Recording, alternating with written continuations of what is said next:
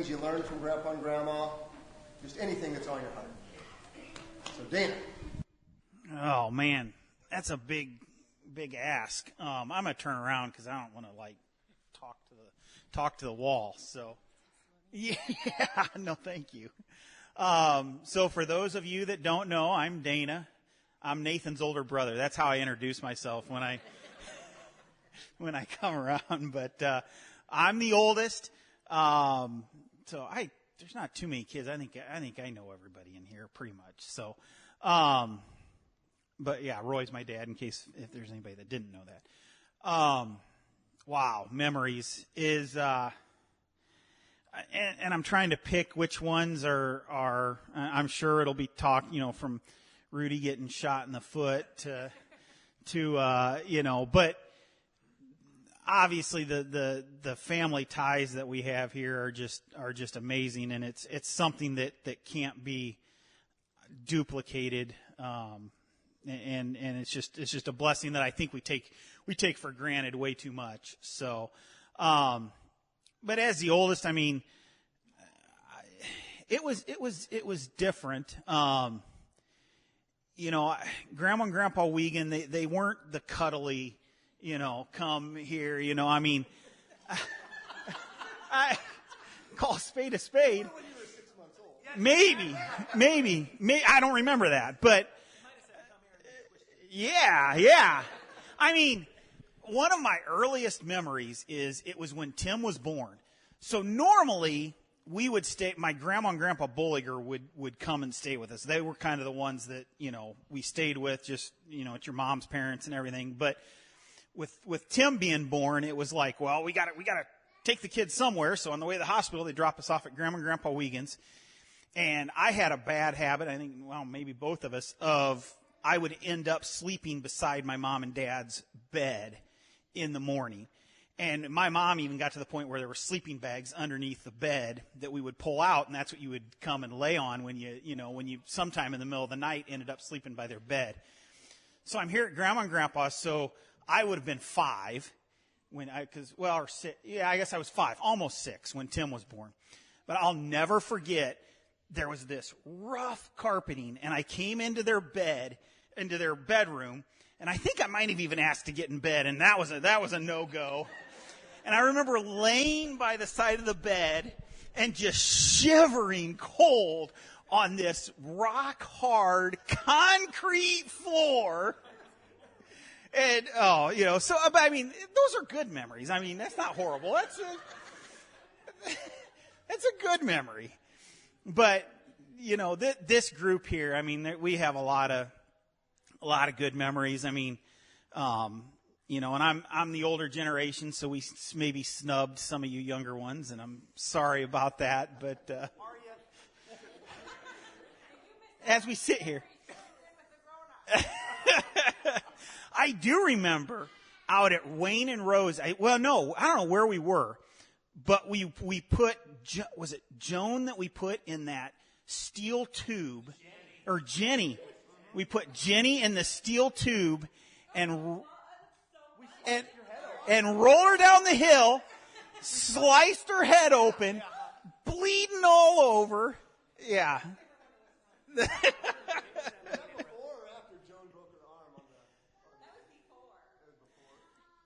And some of you won't believe this, but Joan was the best tackle player that we had. She was an animal. In a good way, Joni.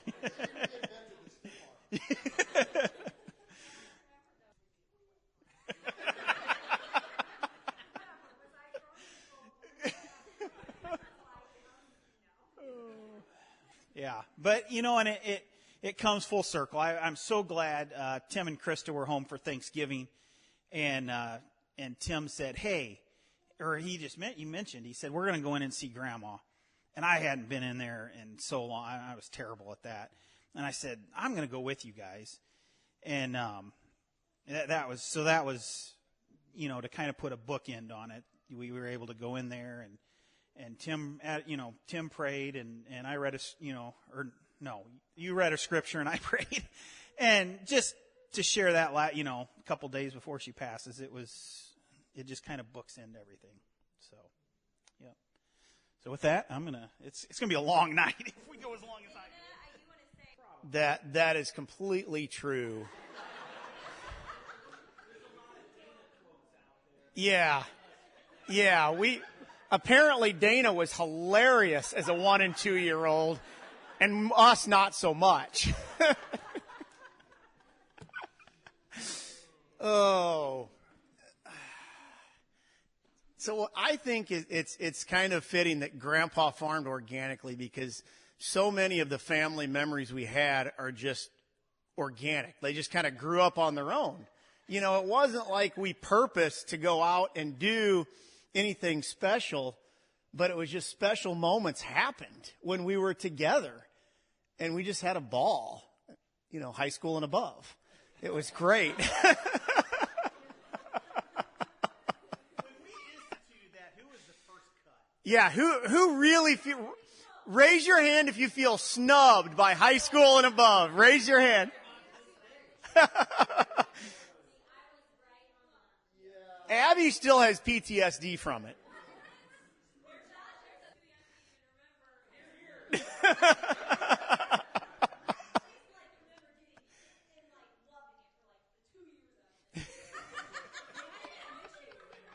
What? Oh, there was an initiation. Yeah. We might have just initiated a couple of them just because we wanted to mess with them. It might not have been, you know, might not have been everyone. You know, I think everybody here would say they're better off for it.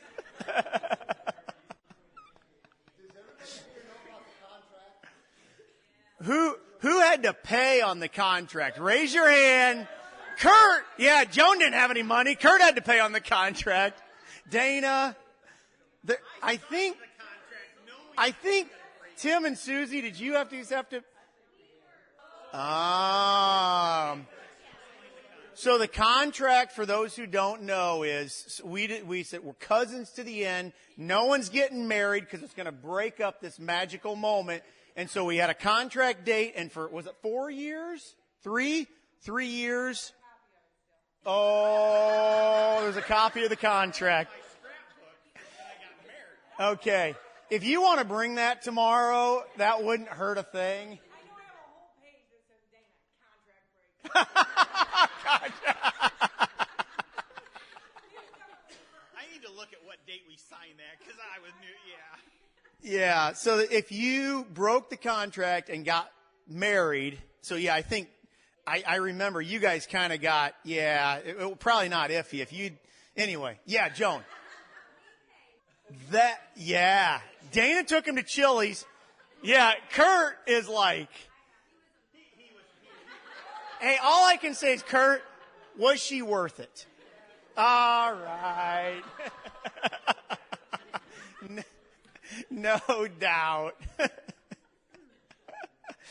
So you had to pay for a dinner out for everybody who was maybe a dozen people.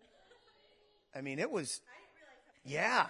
At the time, we were just kind of like, yeah, you pay up, sucker. I mean, we were. Yeah. Hindsight's 20/20. We've got a little bit of a different perspective on life, and so Grandma, I remember she was fun, and Grandpa was firm. He wasn't mean. He just no nonsense. Grandpa was no nonsense, and Grandma fully embraced nonsense whenever she could, you know. And so if we were playing a game, she was competitive. If we were playing a game, she was in there. I mean, volleyball. If there was a volleyball game going on, she was playing. 70, 75 years old, she's playing volleyball, you know. I remember that. I mean, wherever the action was, that's where Grandma was. She was a woman of action.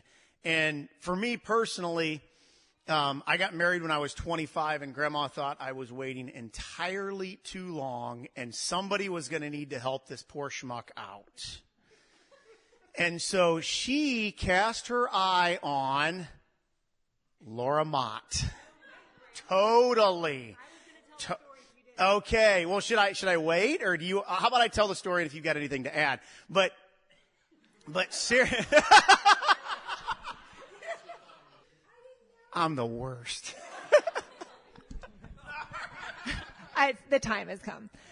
So I worked for a doctor that Grandma and Grandpa both went to. So I met them a couple of years before I even met Nathan.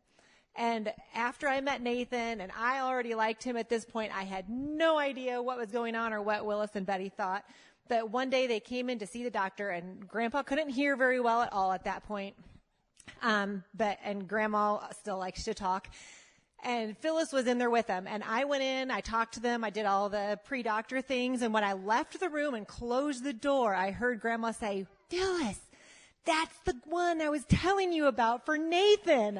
And I was like, "Go, Grandma!" So I would go to Hardee's back in those days on Sunday morning, and she would keep asking me about Laura. Like, "Oh, Nathan, have you seen Laura lately?" I mean, I'm not joking. And finally, my mom back-channeled Grandma, and she's like, "Listen, knock it off."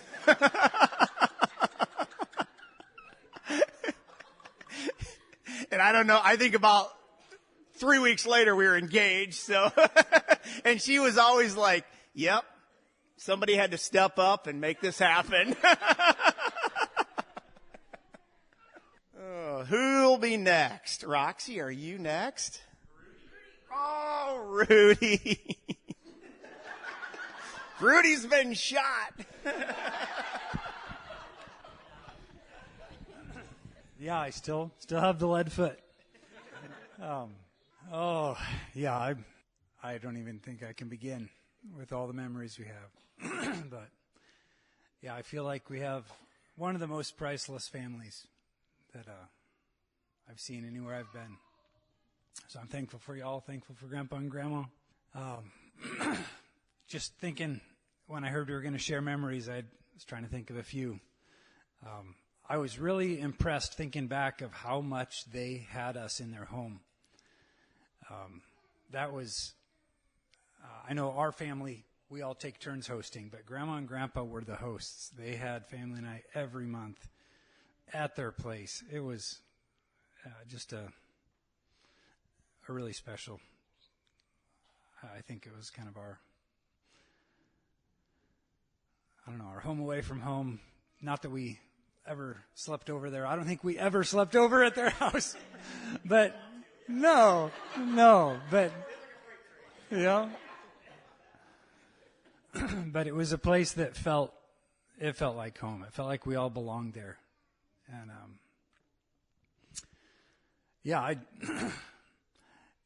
I feel like Grandpa and Grandma were interesting. They weren't, maybe your grandparents that are real, super involved, super talkative, asking lots of questions about your life. And I would say as much as any, was probably a fairly independent young man, and I don't think I appreciated them for the stability and the anchors that they were in their faith, in our family, in their examples. And I have seen that more and more as I've gotten older, and some of my values have been solidifying, I would say, and been more thankful for things like that, for their stability. They were not maybe, the kind to move across the country, and although Grandma had a bit of that in her. But one thing I do remember about Grandpa, probably the most vivid memory I have is the way he would pray. There was a way that he prayed with real solemnity, and he was wholehearted when he prayed. It was coming from the heart, and it was really a serious, holy thing that I think I don't really know anybody that prays like that anymore. But yeah, like he was in the presence of God, speaking to God in a way that you don't talk to just anybody else. So that was really special to me, especially looking back. Maybe as kids, I think we appreciated each other maybe more than our parents and grandparents. But as they're older and as Grandpa and Grandma are gone, I'm so thankful for them. I had to start somewhere, where for us to be close, it had to start somewhere. Yeah, she loved her family. Yeah.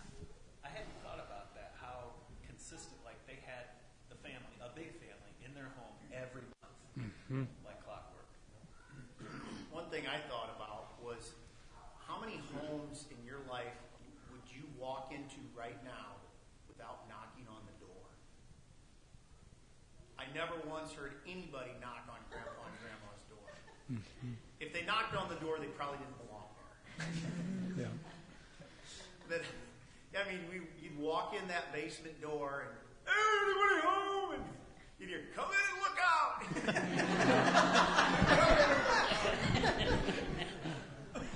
Good time leaving. Hurry back. Yeah.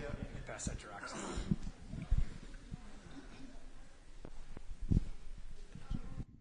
Yeah, I agree. It's hard to know where to start, and I'm very thankful. But as I think back of Grandma hosting us as a mom, I realize more now how much work she put in. At Christmas, do you remember? She had tables filling the whole basement, set fancy tablecloths, little glass cups of juice for us, and wine for the adults, and I don't know, it had to be a ton of work, and she just didn't act like it was a bother at all. She did so much for us. But do you guys remember her Shackley room? Yeah? And the moms at Christmas would get to go in and pick one thing. Oh, I forgot about it. I feel like I remember for a Christmas gift, she'd say they could go in and pick something, and it was like, ooh, cool. Do you remember her giving us vitamins from the spinner? She didn't give us candy. She gave us vitamins. Grandmas give candy, but she gave us vitamins, and we loved it. Did you get stars and moons or vitamin C? Me too. Yeah, me too.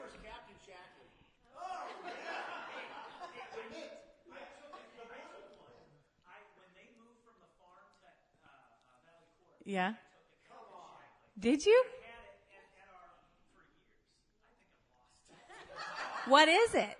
It's a mint, Oh. Okay.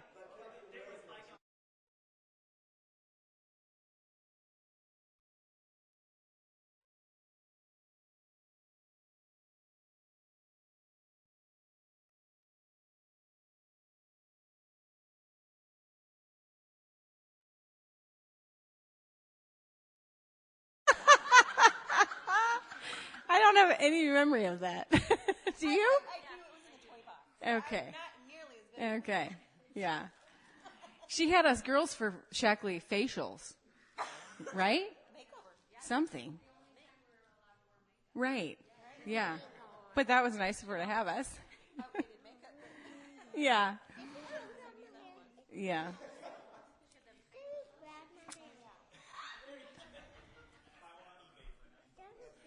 There it is. Yeah, I don't know. I just have, too many memories. I'm very thankful for them. Do you remember her cutting dandelions out of her yard with a butter knife? Yes. And she got the thistles, too. Yeah. Yes. Yes. Completely. Yeah. And her flowers are beautiful. Her hen and chicks around her back walkway. She was an inspiration. Yeah. Yeah. Yeah. Anyway. Yeah. Anyway, lots to be thankful for. Could go on a long time. Are you Next.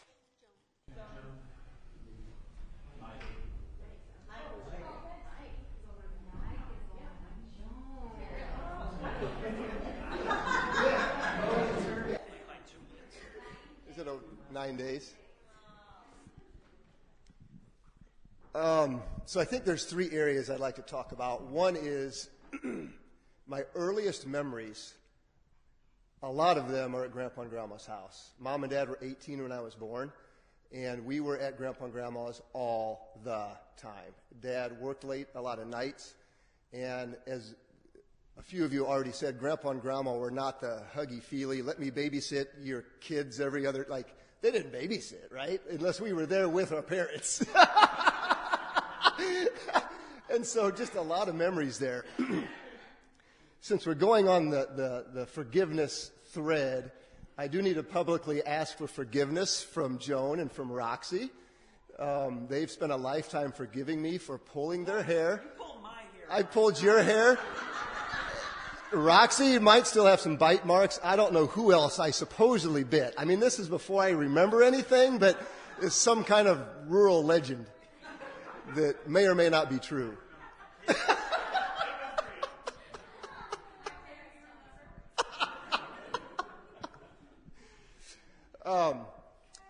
So that's one, is just a lot of core memories from very early childhood. The other thing that I've thought a lot about is things I thought were very normal in a family that as an adult I've realized they were not very normal. So a couple things, like growing up, I just assumed that if you didn't take Shackley vitamins, wash your hands with Shackley products, wash your clothes with Shackley products, clean your floors with Shackley products, that your house and your body would fall apart within 10 years. I just thought that Shackley kept you alive. It might have. It kept her alive. Facts don't lie. So the second thing that I grew up thinking that was very, very normal is how grown people can yell at each other and completely agree on what they're talking about.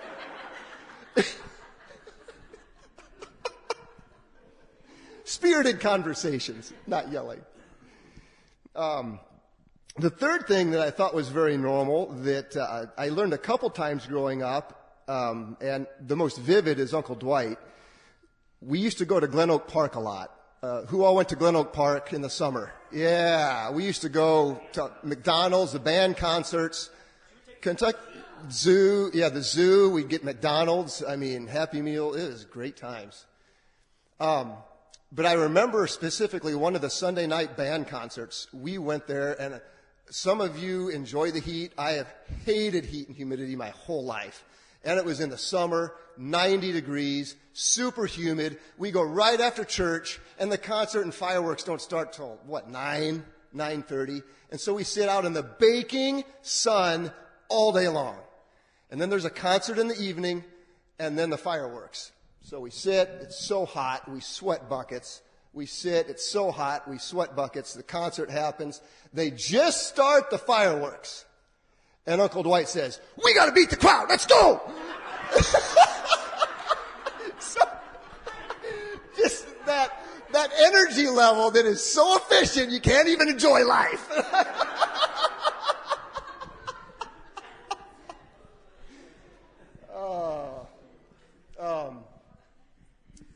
And the last, so those are just, things that are funny. On the serious side, when I think of Grandpa and Grandma, I think of just the simple, when you really boil down the gospel and our response to the gospel, it's loving God and loving people.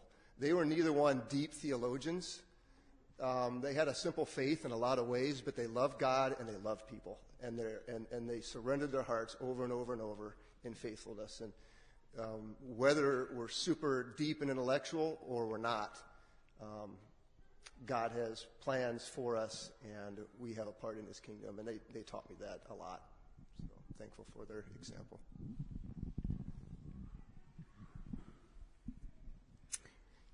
Okay, I got a few things. So, of course, I look over at my girl cousins here for shopping, birthday shopping. Yeah. So I was kind of thinking, like, I was originally thinking, like, you know, we just have a lot of, like, combined family memories, a lot of cousin memories at Grandma's, but do I have one-on-one memories with Grandma? And then who was it? Did Abby remind me that we went shopping? And I was like, of course. How could I forget? So Roxy and I had March birthdays, and Grandma would get in touch with our moms or whatever and be like looking for a date to take the girls out shopping. So for our birthdays, they'd take the two of us together. Grandma and Grandpa would both come. We'd get to go to like Bob Evans. It was either Bob Evans or Steak and Shake or IHOP or, oh, you've had the airport. Oh, see, Jenny was this favorite. So I think, no, that's what we always thought. But no. But it was the funny part that we always recollect is when on the way over they'd be like, so where do you girls want to eat tonight? You know, you guys choose. It's your birthday. We'd be like, well, how about such and such? And maybe such and such. We'd throw maybe out some things and Grandpa would be like, how about Bob Evans? And we'd be like, sure, okay.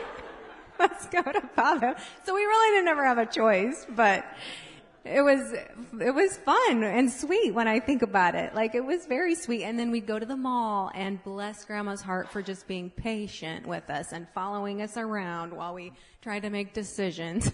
We could spend like $15 or something back then, and I don't know. Some years Roxy and I would get Easter dresses. Yes, Grandpa would always sit, and then we'd come back around and tell him what we were finding, and he just liked to people watch and stuff. So that is a good, sweet memory of just Grandma and Grandpa.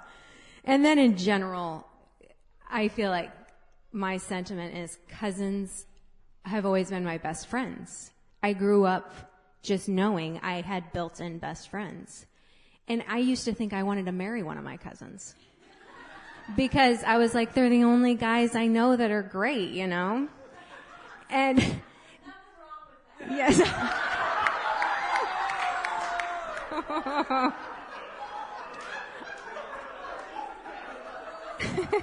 I didn't know that back then.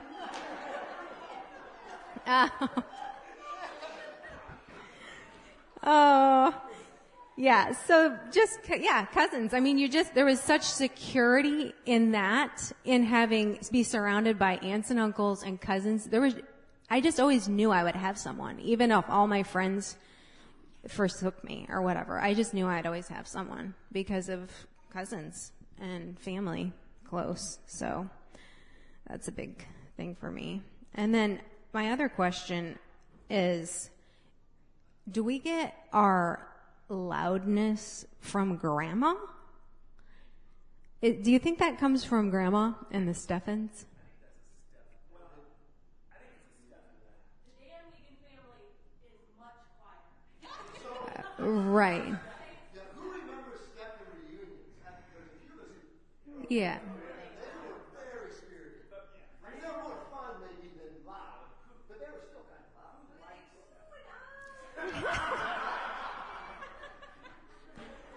We just all stuck with one another anyway.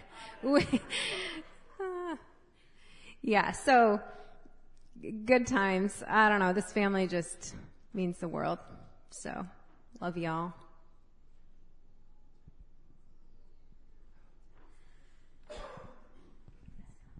All right.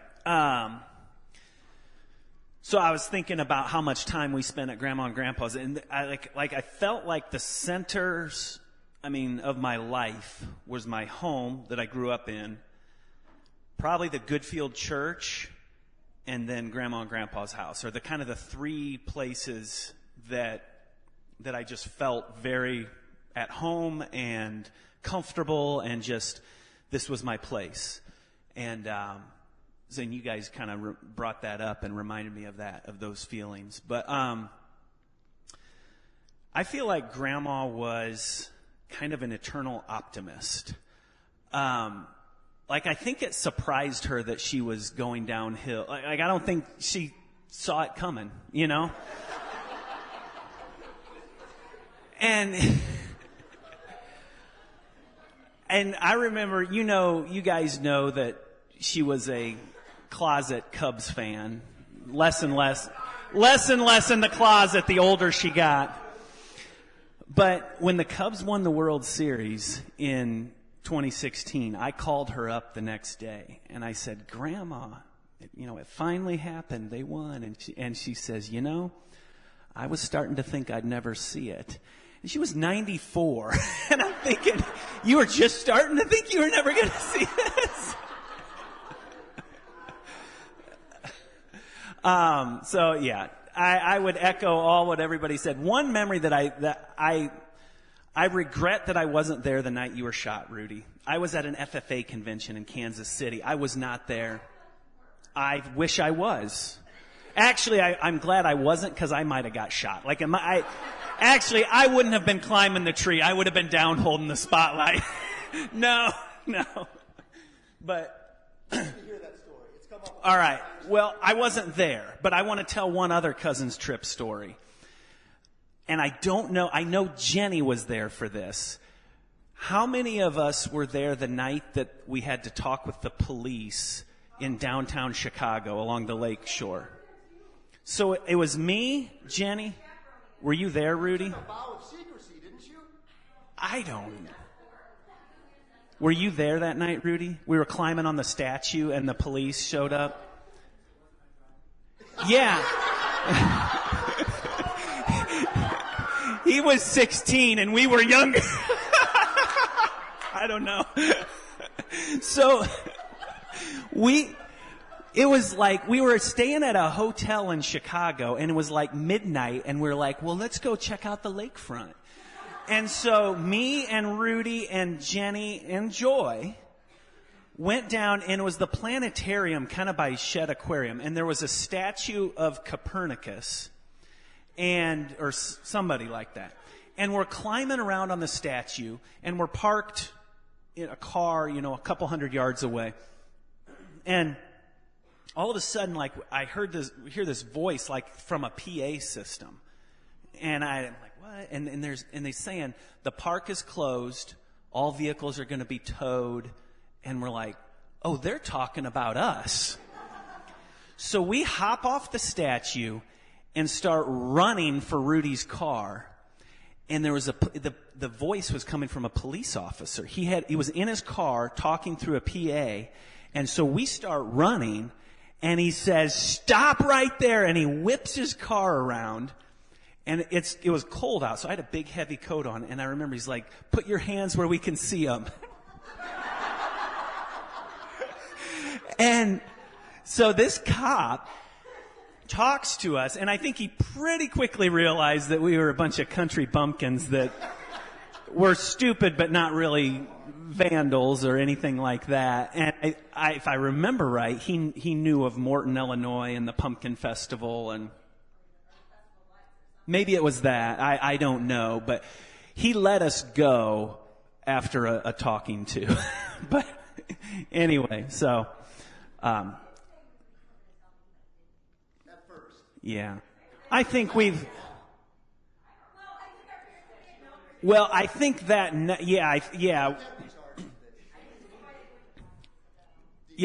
mean, it's kind of shocking. I wouldn't let a bunch of teenagers go up to Chicago, even if they were all converted, and nice kids. All right, a lot of good memories. I'll hand off the mic. If somebody wants to... Rudy, do you want to tell about getting shot?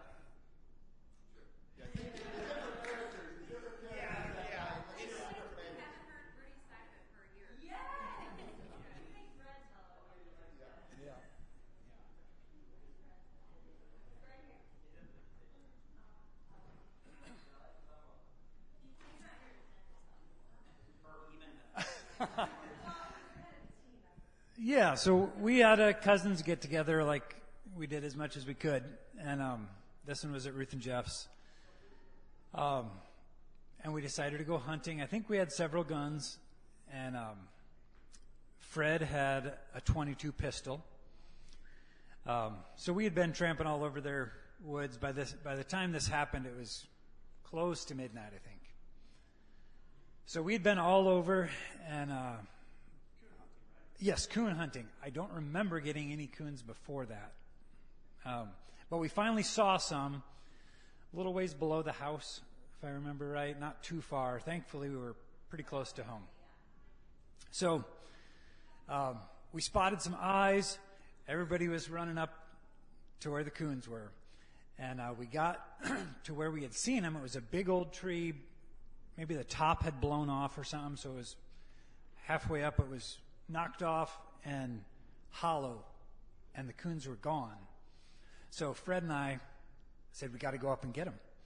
And we started climbing, climbed up to the very top of the tree as far as it went, and shined down in, and there was a lot of coons down in this tree.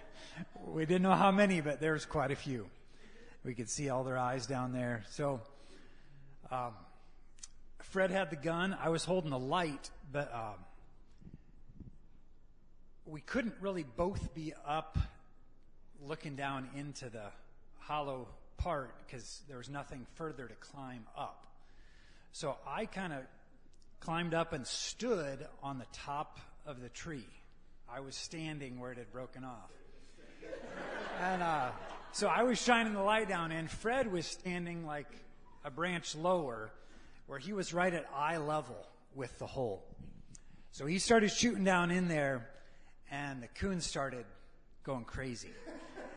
They started coming up out of the hole, and I am standing right on it, and they're coming out in Fred's face. And so he just started shooting right at him, and that's right where my foot happened to be. Yeah, it was an unforgettable sensation. It wasn't painful. It was just really numb and really hot. Just a kind of like getting punched real hard and then hot. And I just said, Fred, I think you shot me. And of course, there's still probably coons coming out of the tree, and everyone down below is yelling because coons are falling down, dying, on them.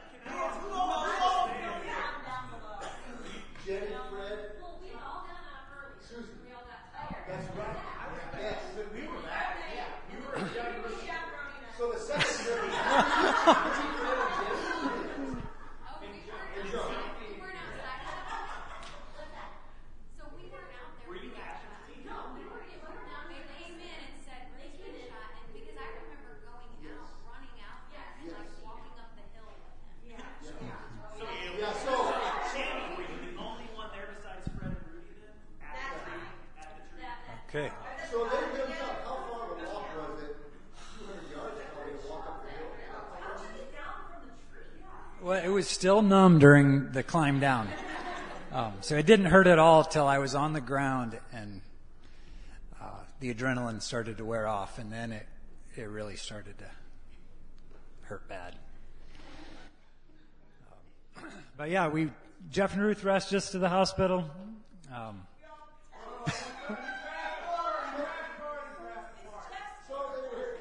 Yeah. I'm Jeff and Ruth. Jeff and Ruth have long gone to bed. I think they were both sleeping by this point. I mean, he usually stayed up late, but they were both sleeping. We were downstairs. They had no idea any of this happened. So this is their version of the story. And I'll admit guilt here. I should have gone in. I'm like, we got to wake them up. Like, they need to know what's going on. Get to the hospital. And I could have gone in and said, Mom, Dad, Rudy got shot in the foot. He's fine. We need to take him to the hospital. No. In my grim Wiegand Stefan mode, I go barreling in, fling open the door, and all I said was, Mom, Dad, Rudy's been shot. That's what they heard. So you can imagine what's going through their brain. So they jump out of bed, they get their clothes on or whatever they need to get dressed, and they come running down the hallway. And the first sight that they saw was Joan and Roxy. I think Joan was wailing and Roxy consoling. Maybe they were both wailing. I'm not sure. But at that very moment, my dad says, I knew Rudy was dead in a pile of blood. Like, there's no other way that this is going down except Rudy is dead in a pile of blood. So, Mike's mistake.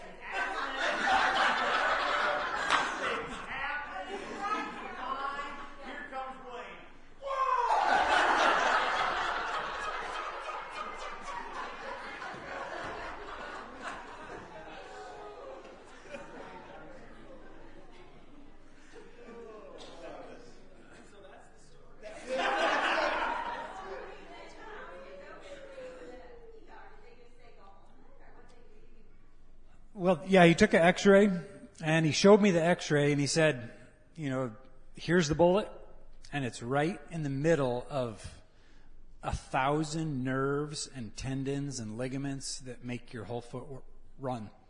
And he said, we could take it out, but not without damaging, possibly permanently, you know, some of your foot.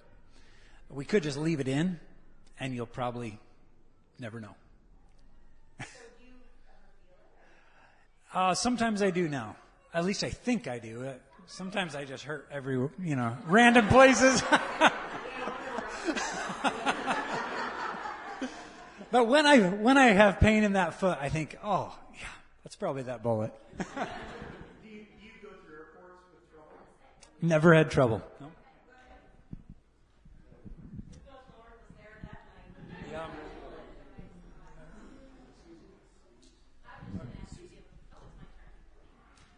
Susie, it's that.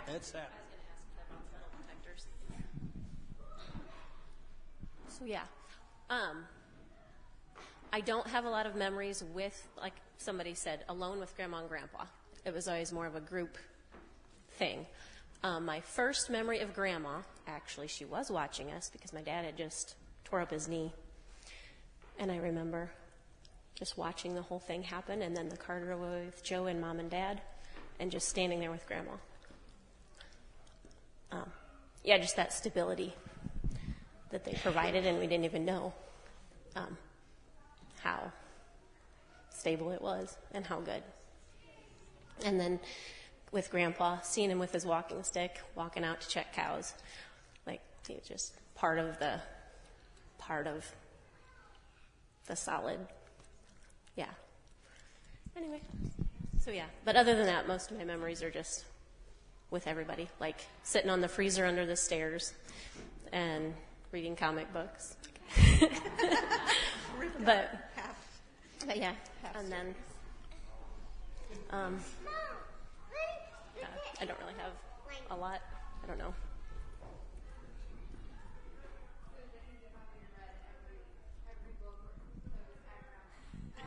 I did.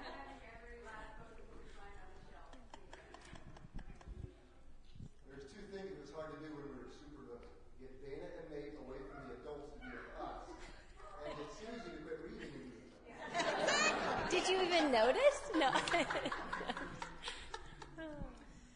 I did one time hide the comics before you came over to my house. I'm confessing. I'd already read them 100 times. Oh man, like you all said, it's hard to pinpoint just one thing. Probably one of that's unique to me, I suppose, a memory. Mom and I, when we lived where Joyce and Barry live now, we would, it seemed like a lot, but maybe it was only a few times a summer, we would ride our bikes down there. And just cause, and Grandma would maybe give me a vitamin C or they never had like sweets or like junk food like we had, but she always had graham crackers. So it was a little Garfield cup. she'd fill it with milk, and I'd eat a graham cracker. So that's a good memory. Yep. More recent, once in a while I'd tag along with Mom and have coffee there in the front room. She never usually said much. Once in a while she'd rattle off like her street she grew up on. Something like that. Or one gem, I call it dropping a gem. She told me some of her and Grandpa's story, how they got engaged. That was a year or two ago. Which she said it was the phone that the elder wouldn't let anyone else answer, but I think she meant the mail. Because I don't think party lines, I doubt they shared proposals over the phone back then. But it was a pretty cool story. Anyway. Yeah. She'd come and help us make sauce sometimes. Yep. Spread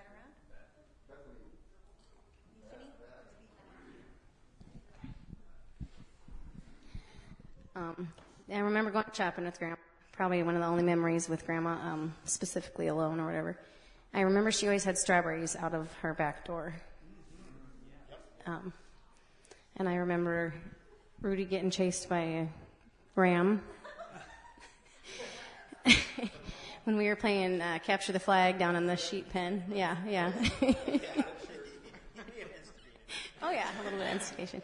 And then I remember, I think Fred was one of the last originals in your high school and above, so I was shortly therein initiated. And I remember the cousins' trips, a lot of them were out to the Leo sale or to visit Rudy. And on one of the trips, we had a rental van, and on the way home, the window broke and wouldn't go up, and it was cold, and we couldn't get this, so we stopped at a gas station. We're like, do you have any boxes or anything? And they didn't have any boxes, but they had a Marlboro sign. Those heavy, kind of a plastic kind of, and so we duct taped that on, and all us AC kids were driving home with the Marlboro sign on the window. Oh, yeah. And we bought candy cigars, and we posed by cigarettes. I've seen that. Didn't we put insulation? Like we stuffed a pillow I don't remember.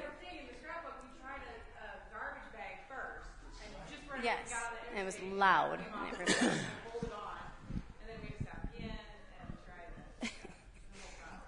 So.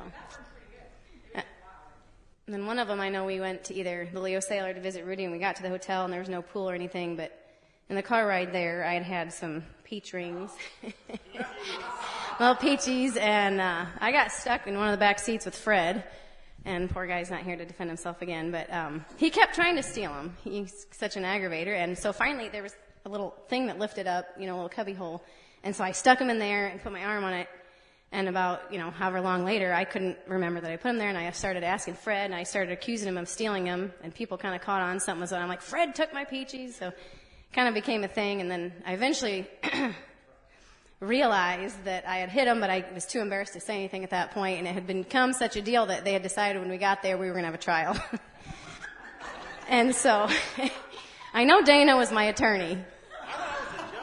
I remember you saying, it's okay, we have, attorney-client privilege, you can tell me, did you really do it?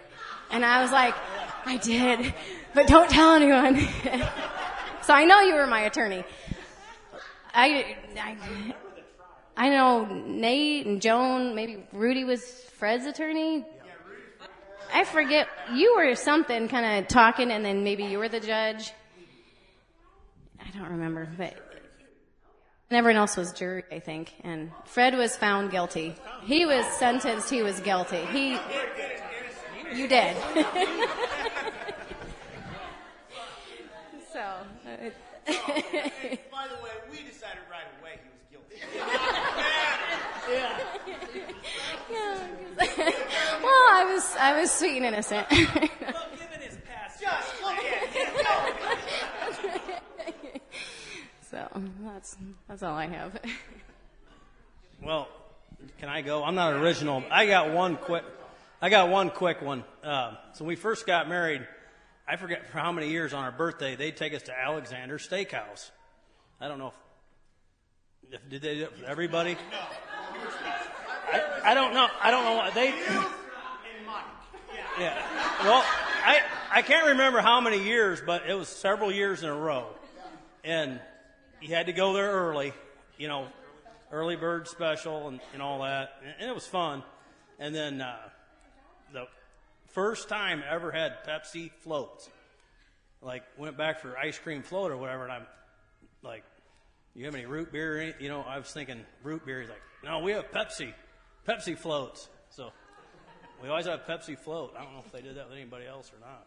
No, not to remember yeah. watching slides at their house. They'd get out the slides, and I would just die because it was all people I didn't know.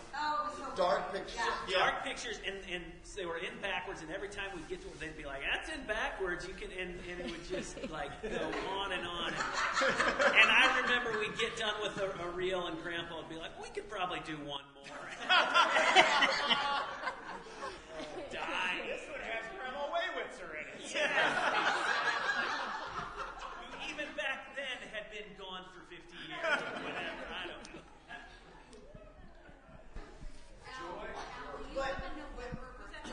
What's that? Yeah. And so does Beth. Yeah, same day. And so do Grandma and Grandpa. So I wonder if you guys have Yeah, same birthday. I remember doing it for several years in a row. I thought like the Pepsi float was just something to do with everybody. We got engaged. We went to Alexander's with them. Yeah, we did as well. They kind of got me like they get the routine. It's just what to do. It took a while to figure out their routine. So, a quick 30-second story about Alexander. We were there once. Grandpa, at that point, was getting towards the end of his life and he couldn't hear. And he talked 3 times louder than normal.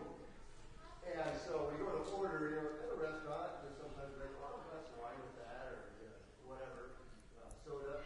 And it comes to him and he orders, and they said, "Would you like something to drink?" And he said, "I'll have a beer."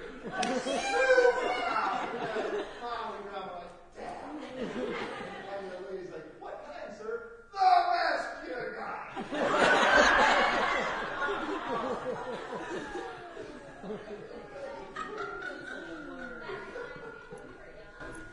And so I don't know how the theory went off, but so we were pretty young. We went out for our birthday. And the lift turned and the liquor didn't go off. Or Grandma and the lift going left. My grandma goes, "Honey, turn it off. They're going to think you're going to turn it in the dick."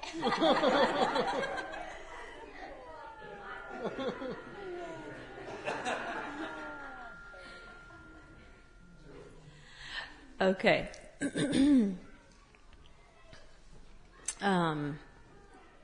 One thing I remember about Beth at family nights, usually we'd be on the freezer, probably under the steps, and the only thing she would take would be bacon bits and cheese from her mom's salad toppings, and croutons probably. But just one recent memory of Grandma, and I don't even know if it'll be funny if you had to be there, but she told somebody at some point she went to get her hair done, and it was a different lady than Carol Martin, and Carol Martin charged $18, and so she took a 20, and she goes, "I got done with my hair," and the lady said, "22. And she goes, "All I had was a 20. And she said, 22. So now we just crack up whenever anyone says 22. But just really thankful, yeah, like everybody else has said, just for the gift of having grandparents and parents that prayed for us and loved us in their own ways. And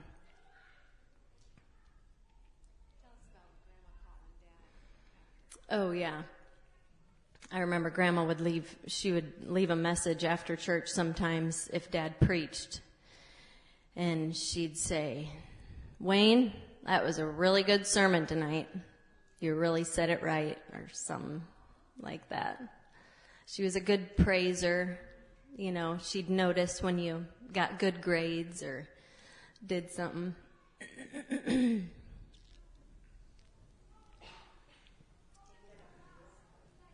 Yeah. Yeah.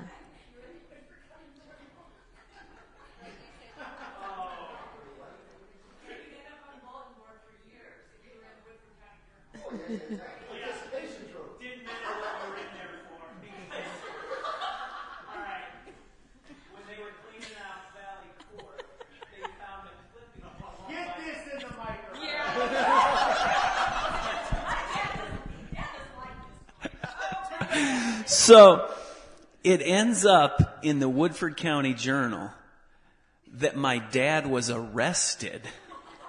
And he was not actually arrested, but I do remember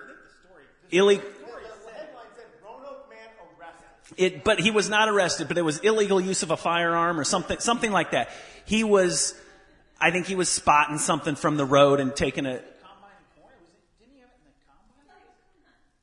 Well, but from the road, from his truck. I think he saw it from the road and just shined it. Yeah. So he gets stopped by a cop. I don't know if it was a county cop. It must have. So the game warden escorts him back to our house and wants to check the freezer for game, anything. And you guys should be telling it, but he got a ticket from it. He got a ticket, and his gun got confiscated. But in the Woodford County Journal, it says Roanoke man arrested. Grandma clipped that out and saved it. So when they went and cleaned it out, it was there.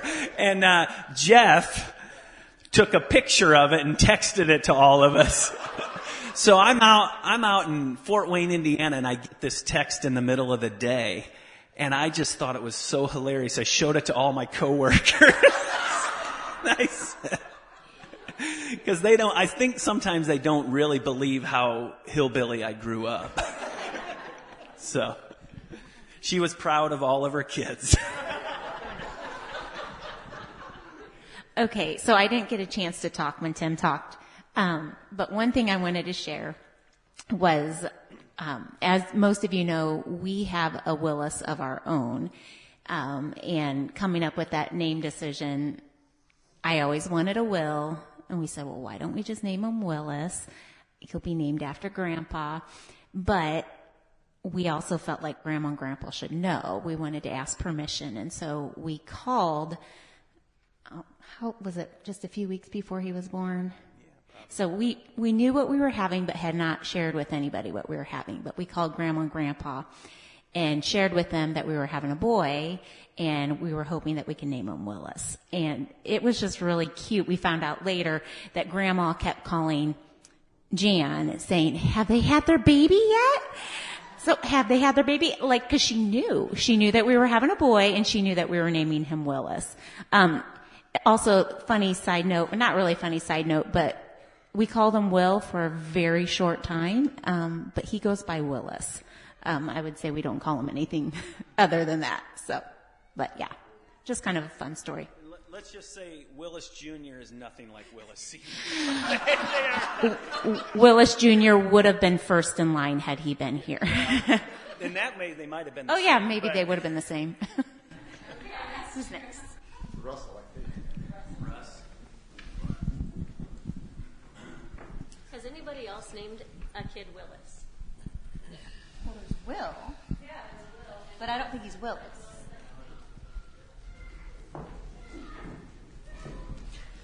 Yeah. Are there any That's middle it? names? Ties? Okay. Sure. Well, I don't have a ton of memories other than, I guess I just want to reiterate what everybody's been saying, that how appreciative I am for them and for what they did and didn't do. I didn't, like, monetarily, I don't feel like they spoiled us, and I appreciate that. You know, they were just good grandparents, and when you look around the world, we were given so much by them giving us that, so I appreciate that. I ran into Joy the other day. Was it the day after Grandma had passed? And she said, can you imagine all the prayers that Grandma's offered up for us over the years? And I walked away from there, and I was like, man, I never really thought about just that. And yeah, and so just very thankful for them, and yeah. Oh boy. Well, I was the annoying young cousin. No. Russ and I did, for like 10 years straight, we decided that it was not cool to ride Jeeps. And so we would run everywhere. I'm not sure if you guys remember that. And then also, I want it to be known here, I can't remember which one of the Roy Wiegand boys that I hit with a bottle rocket on Bolliger Wiegand 4th of July. Do you remember which one? Oh, that was another one. So I'm glad that you forgot, because this is my perspective as like a 10-year-old or 11. So we're setting off fireworks, like the whole family, the Bolligers are there, the Wiegands are there. And earlier in the night when we're shooting these fireworks off, one of those mortars gets knocked over, shoots into the deck with everybody in there, and explodes. And it's just like everyone's going crazy, jumping off the deck. I mean, that was not me. This was one. I think I hit you then. Yeah, so anyway, so that happened earlier, and then Caleb Zobrist and I were having a bottle rocket war. And one of them I threw up, and it hit Nate square in the back. And I just remember he comes around, he's like, "Stop messing around!" And this is like 10 minutes after like one of the mortars shot in amongst the crowd. Anyway. Oh, man. But actually, so we grew up right next to Grandma and Grandpa. And so for the first 7 years of my life, I was the youngest. And so when Mike and Jenny were at school, I would ride with Mom, either on her bike when I was really young, or we'd ride bikes to the bridge, throw rocks in, and then we would go to Grandpa and Grandma's. And I just remember that pretty vividly. And it's funny, looking back, I always thought it was all old, like the old handle refrigerator and that bottle of water that she had in her fridge. The water was so good. And looking back, it was old. Like in 1992, like that stuff was actually probably 30 or 40 years old. But the words per minute actually with my mom and Grandma was actually pretty quick. Like they would talk pretty quick, and it was probably 200 words per minute or more, maybe more. And then if you would get Phyllis there, it would bump up to like double, so. Yeah, and I do remember that. I wrote some stuff down. She was not a respecter of cousins because she definitely cut the stuff out. Joy would get like straight A's, and I'd be right next to there like with a B or C honor roll, right on the fridge. I don't know. You were always smarter than I was. And then also she had a sense of humor, and I just remember as a child, I loved comic books, and I would be reading like anything from like Spider-Man to Uncle Scrooge, and then if I wanted to be terrified, I would read her Jonah Hex comic books. Terrifying. But no, they did love family, and Grandpa was the epitome of someone that kept that close together. Like, he didn't mess around, but at the same time, like, family was super important to him.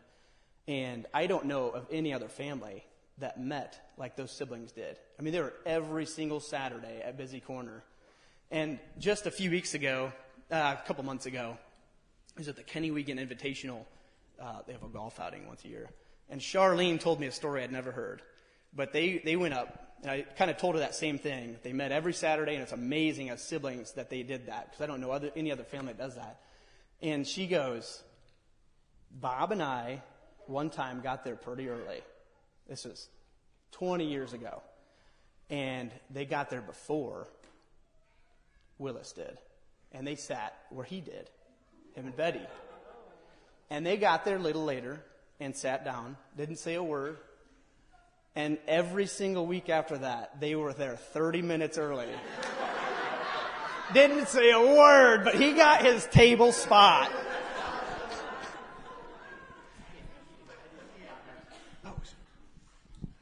I only have 2 real memories from Grandma.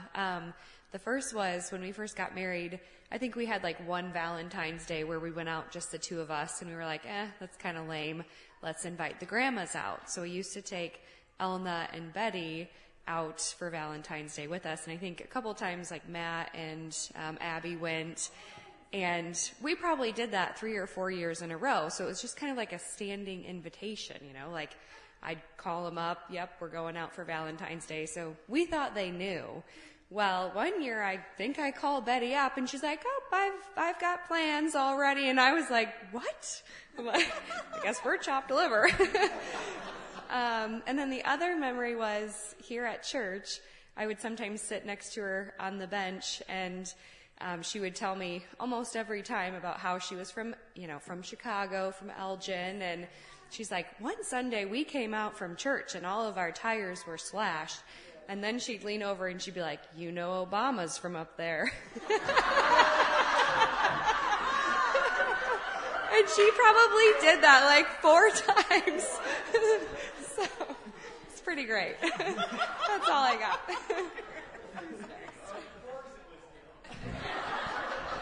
I'm from Chicago. Yes. Was butchering beef really loud to anyone else? Do you remember lots of yelling? Just me? Maybe it was Dwight again. That was the uncle. It was just every time, all the time. That was all the uncle. Is that why? I remember it almost traumatizing level of loud in there. It's really loud. Someone will have to help me with the details. I know they always shared Grandma and Grandpa would always share a piece of pie at Busy Corner. And they shared the same, I would get the kind wrong, if anybody knows it. Lemon meringue. Well, then, shortly after Grandpa died, somebody took her, I don't know who it was, and they said, do you want lemon meringue? And she said, no, I want coconut. She wanted coconut. I thought that was such a neat thing of like, what a respectful wife. For how many years did she eat lemon meringue pie and she looked at coconut in the case and just let it sit there and never did? It was just really neat to me, neat example. She probably hates it. It's amazing.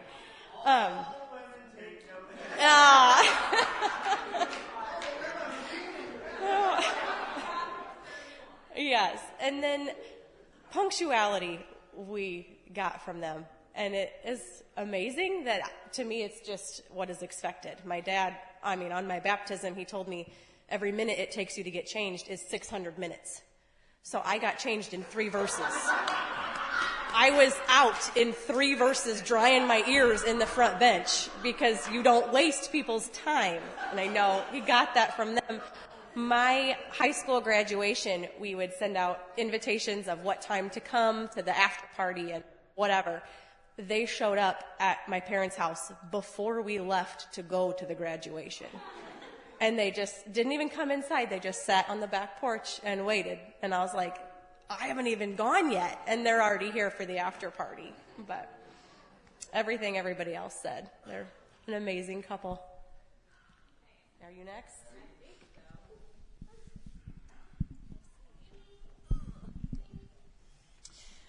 All right, so I don't have like a ton of the younger memories, but just something that I thought of. I would go to Hardee's with my parents, and sometimes I thought it was fun to ride with Grandma and Grandpa and get to church early. And you know them and their routines. They have their routines. Their car was always set at 72 degrees. And one time it was freezing cold. It was so cold. And I don't know what I said. I must have just complained enough. And Grandpa finally moved it up a notch for me. I just remember that and just being like, they moved it up for me. It was like they broke their routine. And something else about Grandpa, I always remember eating out, he'd say, is it butter or schmutz? And stuff like that. And for Grandma, I just remember this wasn't for me, but for my dad, she wrote a letter to him every day he was in Vietnam. Was it for 9 months? Every day. And so, like, just that love and commitment to her family. She had that, and that was just inspiring. And she always had like her special people she liked, and family was always one of them. And then as she got older, she always loved the little kids. And I remember one time taking Malin and Pearson, stopping in, and she had her tight pulled down a little bit, and Pearson was less than one and standing there, and all of a sudden he licks her, and she just laughed, you know? She just loved the little kids. I was just like, oh dear. But yeah, she was just great about that. I don't know. Is Tracy? Folks, this is real. Yeah. So on the Vietnam front, who remembers the time at the old fellowship hall when we watched slides of Uncle Roy's Vietnam experience, and Grandma it was the only time I've seen her extremely mad. Anybody remember that? Yeah. So we're all together, and it was to watch Roy's slides. And all of us kids are like, we're not taking it serious. We're probably loud, messing around. I forget what all was going on. But at one point, Grandma, did she say, "Hey, everybody, pay attention. This is real war." I do not. This is real war. I don't. You don't remember that either? Yeah, maybe it was a smaller group of family. You know, that reminded me of that Vietnam thing. This is not even it's about Grandma, but Mike Neese, if you know Mike, he goes to the Bloomington Church, but he was here at Goodfield for years. He lost an eye in Vietnam. And so we go to Bloomington pretty regularly. And I was talking to Mike one time in the Bloomington Church, and he said he would, at that time when my dad was in Vietnam, Mike was already back.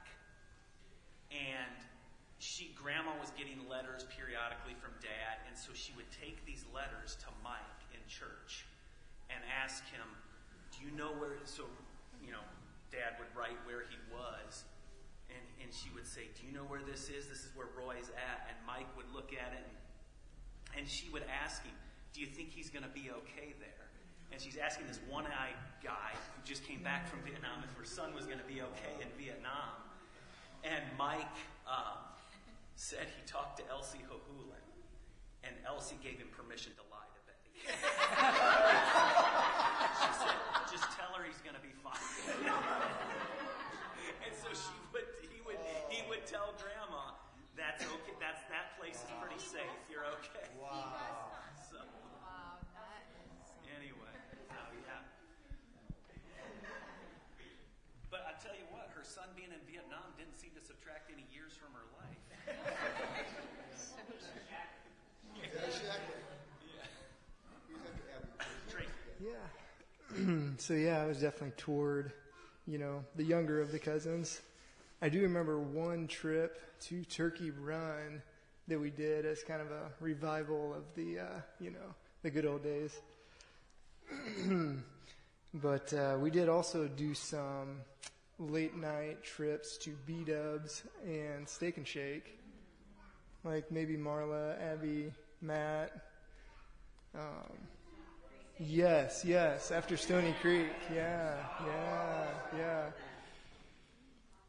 So, yeah. Had little kids and Yeah. So that was fun. I remember Grandma jumping on our trampoline, and I was wondering if this was okay, like for her to do that. She would have been decently old. I mean, we were probably, I don't know. Yeah. How old was she when you were? She was almost 80. They had the date on the picture of her jumping on our trampoline at a family get together. It was like mid to late 90s. Joan was doing bunny ears behind her. Oh, but lots of good family memories. Trivial Pursuit. That was awesome. Getting pulled out of the Jeep, hanging onto a weed. And Fred came running up and rescued me. Yeah. That was... Yeah, lots of good memories. Grandpa couldn't hear very well. I don't know if Matt has one about the Carlock family restaurant. And Christmas program, he came to the Eureka Christmas or Easter program, and They were talking about somebody, and he's like, second from the left, like, you know, so everybody could hear. Oh, but no, yeah. Yeah, I'll let I was going to say, I was going to share my memories with the cousins trips, but I was never invited. Jamie, you can back me up on, it cut off with us, didn't it? I think, yeah, it was over. So Tracy, be lucky you got in on some. I don't think anyway. But I got to hear all the fun stories. So it was secondhand fun. Yeah. Ha ha ha. So, yeah, 2 grandpa stories of out to eat. One was at the Carlock. So he would take us to the Carlock family restaurant. That place was nasty. And yeah, it was, yeah, so grandpa picked us. Yeah. And I remember piling in grandpa's S10, and it was one of those S10s with the cub seats in the back. So we were like scrunched in there, and we're just like piled in this truck. We go to Carlock family restaurant. Anyway, we were sitting there eating, and I'm like, this food is nasty. And I was probably picky. I'm sure I was. But he looks over at me. He's like, do you want more syrup? And I'm like, no thanks. And he didn't hear me, and he just like takes it, just like dunks it. I'm like, ah. Oh. So I had to try to finish my pancakes. And another time we were at the fish house. I don't know, Keith, were you there? It might have been Mom and Dad and I don't know, it was not that long ago, but we were at the fish house, and if you've never been there, it's really dark. It's like candlelight. And there again, Grandpa's boisterous voice goes, forgot to bring my flashlight. And we're just like, oh. Social cues, you know. Yeah. So, but looking at Grandma's life, I've been reflecting on that the last couple weeks, and it's more amazing now than ever of how it was never about her. And being a little kid, I had 7 aunts on the Grimm side and 5 uncles and an aunt on the Wiegand side, so you could make some serious cash on your birthday through cards. And there was always one card that would come in the mail, and you didn't have to open it to know who it was from.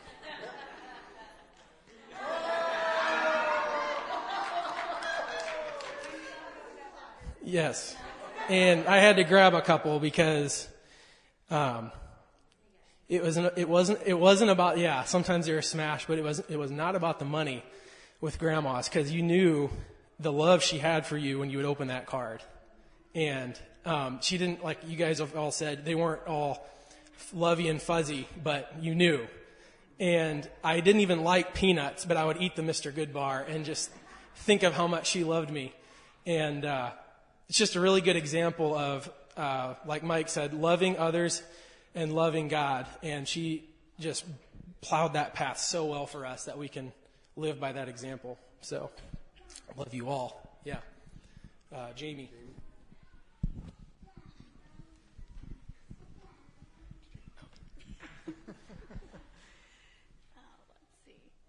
Yeah, I don't have a lot of specific memories of Grandpa, I guess. But a few from Grandma stick out more. I feel like being younger, I don't remember the family nights in the basement, but eating out with them quite a bit. And things like that. But I remember I interviewed Grandma a couple times, I'd say, for school projects about different things, and that was insightful. And I think Mom has a couple of them on recording, if you want to hear them. But she told some interesting stories. I remember when I was 15, I had a friend that was in a musical in East Peoria, and my mom and dad had plans that night, and I was only 15. I couldn't take myself, and they thought, well, Grandma likes musicals and plays and stuff like that, and maybe she would go with you. So I think she would have been maybe 89 when I was 15, and she agreed to go with me, and she was my chaperone that was old enough to drive with a 15-year-old. And we ate at Avanti's and shared the seafood pasta, and then we saw Phantom of the Opera, high school production. Anyway, and then I have a neat memory of when I started repenting, went to her duplex one night, and she opened her Bible in Peter, where it talks about that God is not willing that any should perish, that all would come to repentance. And she, I think, grabbed my arm, whatever, but it's a sweet memory. Yep.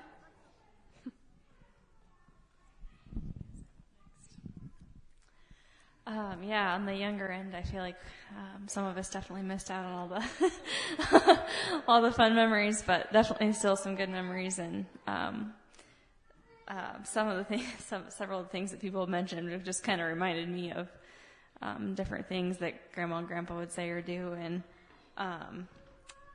one of my only younger memories of Grandma and Grandpa is our family and Dwight and Deb's family would go out on New Year's Day every year with Grandma and Grandpa to IHOP for quite a few years. So I don't remember how long we did that, but it was quite a long time. And then several people mentioned about the restaurants, and it was you could pick as long as you picked what they wanted, kind of a thing. And that just reminded me of recently, taking Grandma out to eat over the last several years, and we'd always ask her, where do you want to eat? What sounds good? And she'd always just say, I'll eat where you eat. It's kind of like she really didn't care. So just kind of a different, things change as you get older, I guess. And then somebody mentioned how, the amount of prayers that have been offered up by Grandma and Grandpa over the years for all of us. And, that just reminded me, when we were younger, our first dog that we had when we were kids, I just remember Grandma always telling us, she'd ask us about the dog every time we saw her, and she'd say, I always pray for the dogs, too.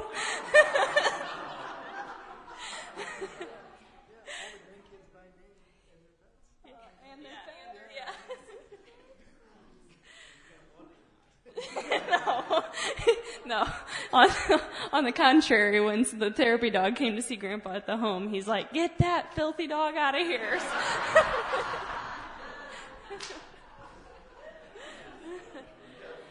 see.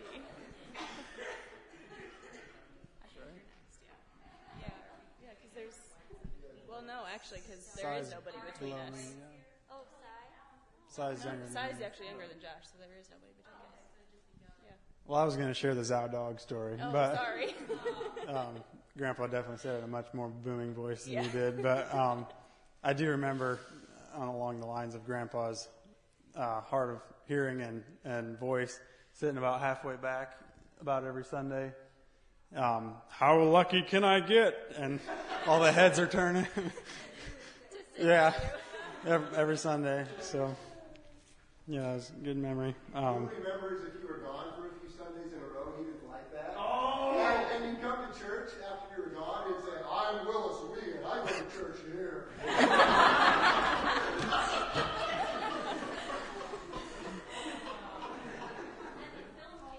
I was just going to say, he always had the film canister of M&M's he'd pull out of his pocket. You'd sit by him on the bench out there after lunch, and he'd pull it out.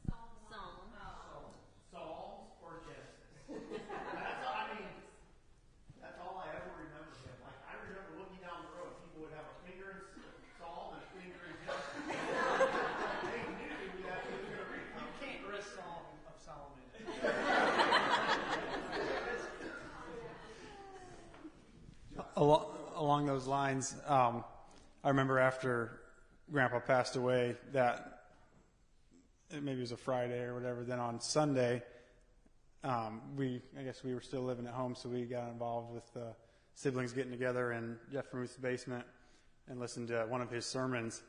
And I don't remember. I was 10, 11. I don't remember much about it, but I remember in his sermon he said, "I was baptized in whatever year it was in a galvanized stock tank, and it worked."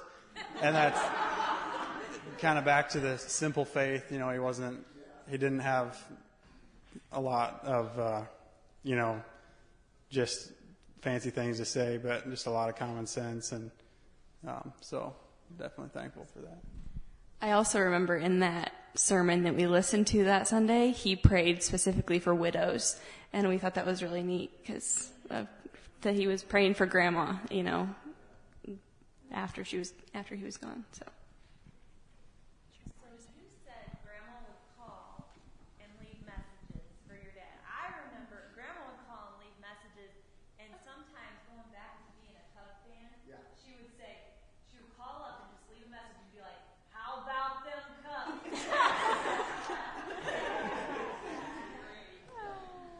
Mom and Dad, I think they still have the voicemail saved from 9/11 when the planes went into the towers. I don't know if she called other families too, because she left Mom and we were gone, and she called and left a message because she was always into the news. She knew exactly what was going on everywhere.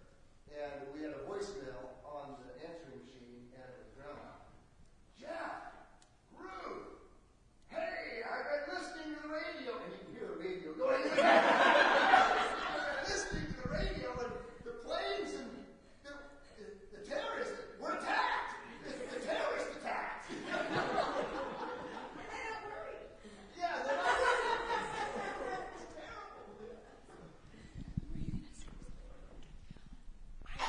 I don't need the mic. I was just sharing with, I forgot his booming voice on my testimony night. They have your baptism with testimonies, and they say you're satisfied. Everybody goes around and says something. And I remember almost being embarrassed because he was so loud. And he just goes, "We've been praying for my Marley a really long time." Just yelled at them. But now it's awesome. How about great grandkids or any other in-laws?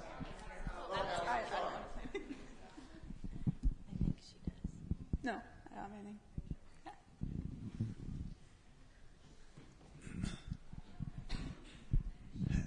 I'll just say one more thing. In these last 9 months or so since being back, I've visited Grandma quite a bit, and I would say so many times,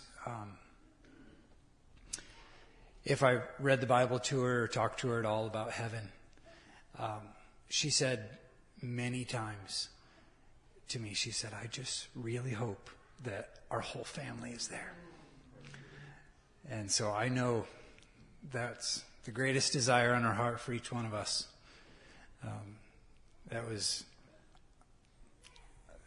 She said that more than she said anything else to me many times these past 9 months. So I know she loved each one of us.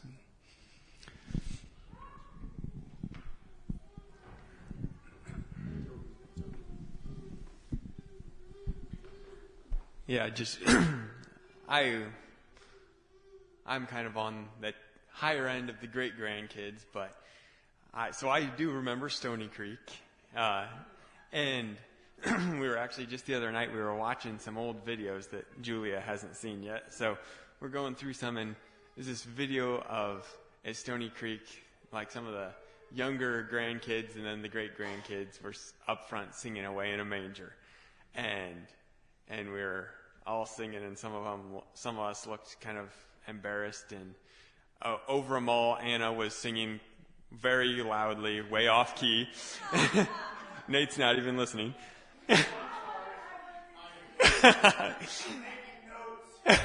But just good memories, and a lot of good memories of that.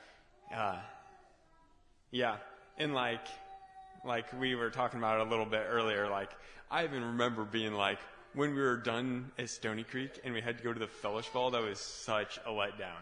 It just wasn't going to be the same. But, yeah, I feel like also someone said it earlier about how, like, growing up, I always kind of thought that we were normal, that the Wiegand family was normal. But the older I got, I realized that the Wiegand family is not really normal in a good way. And it's a pretty special to be a part of it, and I appreciate the heritage that we have.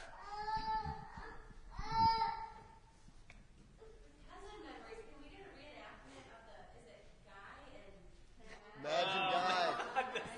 The gifts of Imagine God. That'd be good. Mike, go ahead. Joan would give the best synopsis of that. Joan.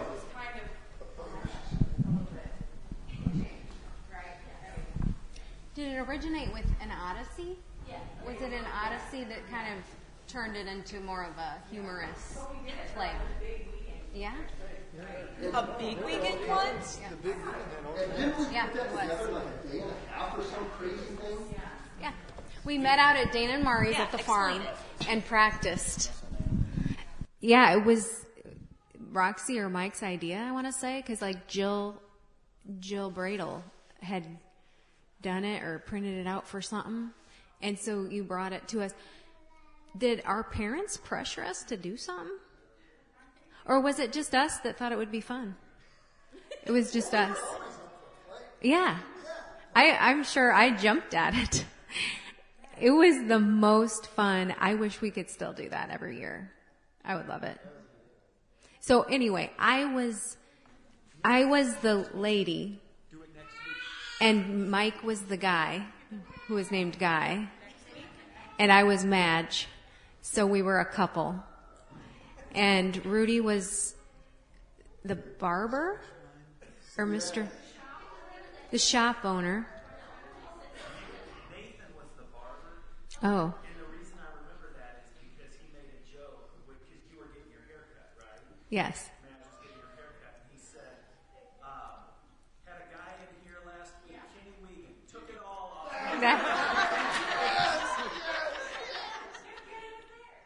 And that went over really well at the big weekend. Yes. Yes. Sorry, whoever else was in it, I can't remember, but that was fun. Yes. Yeah, Rudy, you had like glasses on like this. You did amazing playing an old store. And then she's like, your face. What is it? What is it? Oh, this thing was maybe in my head. What's the matter? You're crying. There was some joke that I did about Aunt Norma, too. Does anybody remember what that was? Cheeks. Cheeks or kissing cheeks.